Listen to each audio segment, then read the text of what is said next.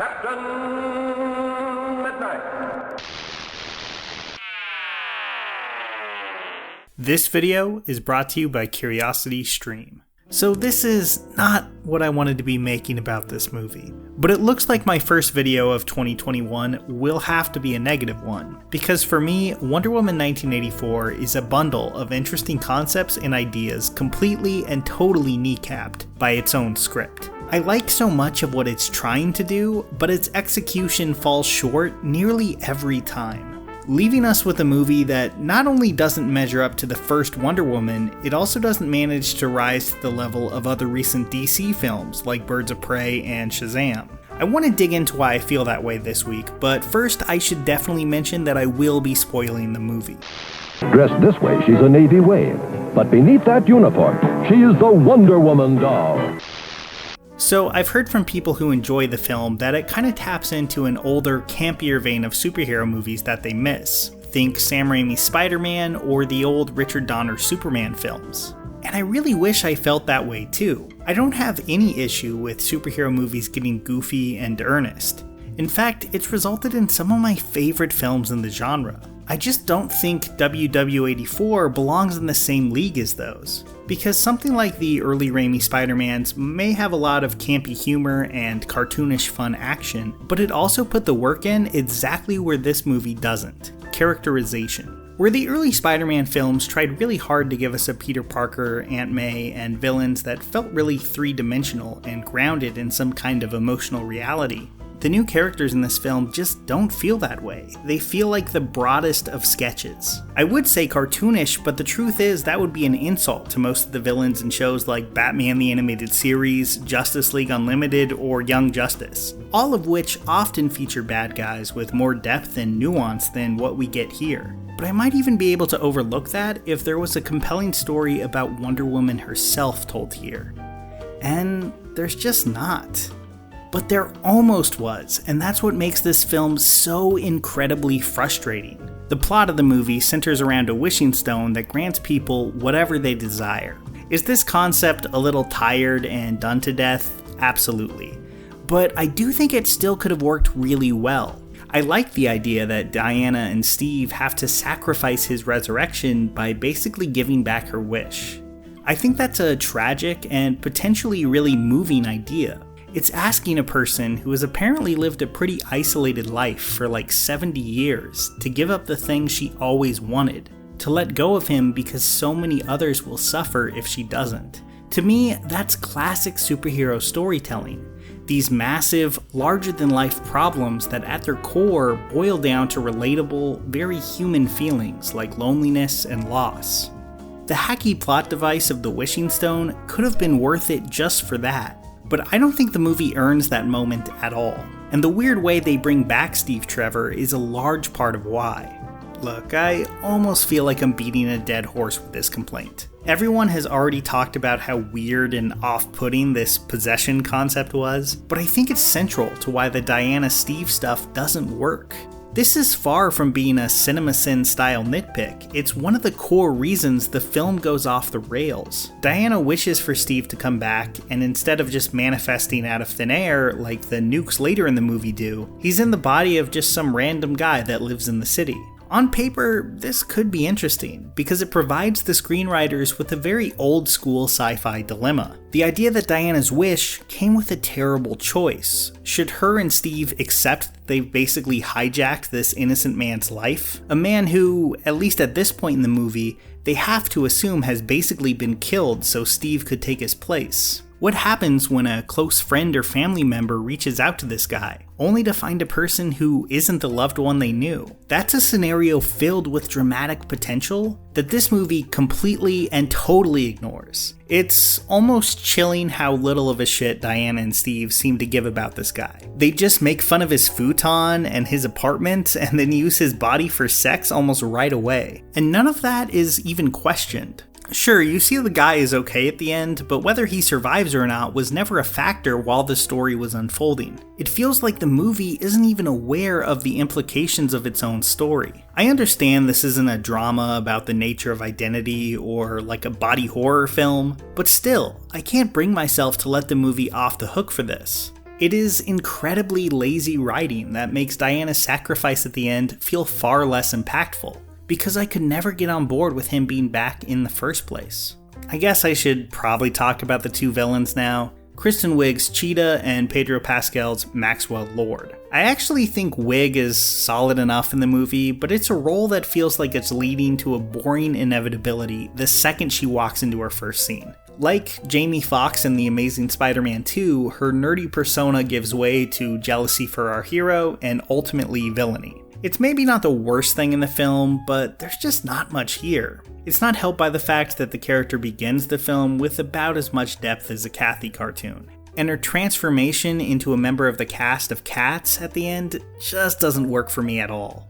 In the beginning of the film, she wants to be respected, well-liked, and more confident. Then, in the third act, she happily chucks that out the window on a wish to be an apex predator, which turns her into a human cat. I feel like that entirely negates what she originally wanted, because it just kind of turns her into a monster. But if the idea was that she evolved from someone who wants attention and adoration to someone who just wants to be a powerful killing machine, that transformation was dramatically undercooked, completely losing the thread of what drove that character in the first half of the film. Then there's Maxwell Lord. I should probably preface this by saying that I have no problem with actors in superhero action movies chewing some scenery. I love Jack Nicholson's Joker and Defoe's Green Goblin, but this Pedro Pascal performance is just a little too one note. Again though, I feel like the foundational idea behind this take on the character was solid. He's a grifter, playing on people's hopes and insecurities to con them into investing in his doomed oil scheme. All that changes when he acquires the stone and basically wishes to absorb it, meaning he's like a human wishing stone now. It's a little goofy, but once again, I think there's a lot here that they could have worked with. The idea of a villain who grants everyone their ultimate wish in a way that plunges the world into chaos is a fun one. And his obsession with always taking more is a good concept for a fossil fuel-based villain who longs for unlimited consumption without ever acknowledging the results of that consumption. The sun thing though, it's just lazy. It feels like a trope taken straight from a 90s kids movie like Jingle All the Way or The Santa Claus.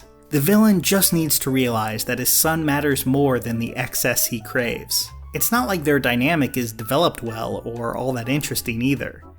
This kid exists to be a plot device and to tug at your heartstrings a little bit, and literally nothing else. Once again, where the writers could have done something interesting with this setup, they settle for the laziest option. The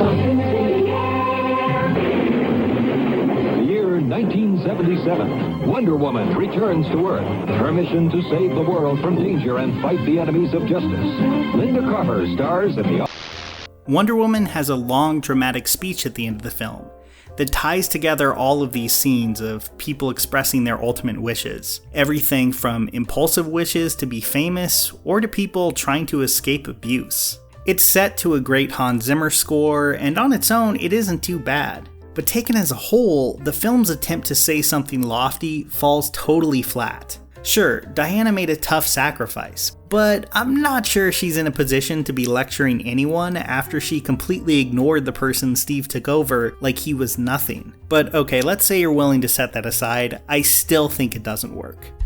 There's a speech that Samwise Gamgee gives near the end of The Lord of the Rings: The Two Towers that attempts to tie every character's emotional journey in that film into one grand moment, where the montage of scenes and characters makes it clear. He's vocalizing the thesis of the entire film. You could say the same for Diana's speech here, but it doesn't pack nearly that same punch, because unlike Lord of the Rings, the journey getting to that point in the movie has been so lazily written and half-baked that it feels like an attempt at injecting some depth where there is none. It's a movie grasping so hard at a big sweeping message of love and empathy that doesn't care about its characters enough for us to empathize with them. There's moments and ideas here that work, and I think it could have been turned into something great with a few more passes at this script. Like I said, it just feels hollow. It's playing with some themes that actually do feel unique in the superhero film, but it doesn't put in the work to do anything other than flatly state those themes. And it's not helped out by the pacing.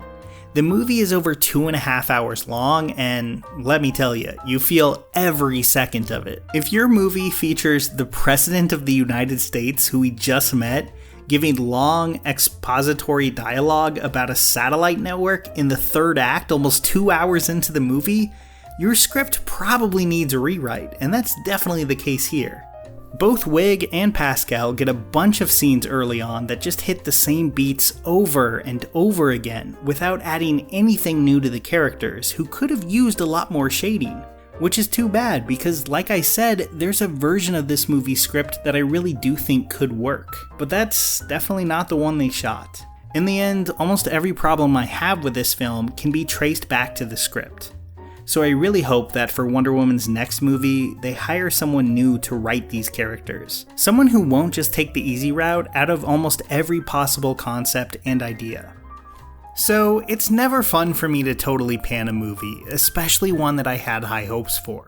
If you're looking for something a little more positive, I have videos on Cheers and Rick and Morty on my streaming service, Nebula. I had a lot of fun talking about those shows, but I'm far from alone. Other creators have talked about the title sequences for Game of Thrones, True Detective, X-Men, and a ton more. Plus, all videos I upload to Nebula are ad-free. And I'm joined by creators like H Bomber Guy, Lindsay Ellis, and Nando V Movies, just to name a few. If you signed up through Curiosity Stream, you also get a great documentary streaming service at the same time, featuring docs on history, science, tech, and more. I definitely recommend The Secret World of LEGO, which dives deep into the company's history and design philosophy in a super entertaining way. So when you sign up, you'll get an email welcoming you to Nebula. It's a great bundle, and if you're watching this video right after it comes out, you're in for a really good deal, as you can get 41% off that bundle, getting you both services for less than $15 for the entire year. So go to curiositystream.com/captainmidnight. That's curiositystream.com/captainmidnight. Here's a special tip for the fellas and girls who have not already joined Captain Midnight's new 1940 Flight Patrol. You'd better hurry up and join at once because there's a big adventure ahead. The thing to do now is to get started because we're going to have not only barrels of fun, but loads of free gifts and prizes too.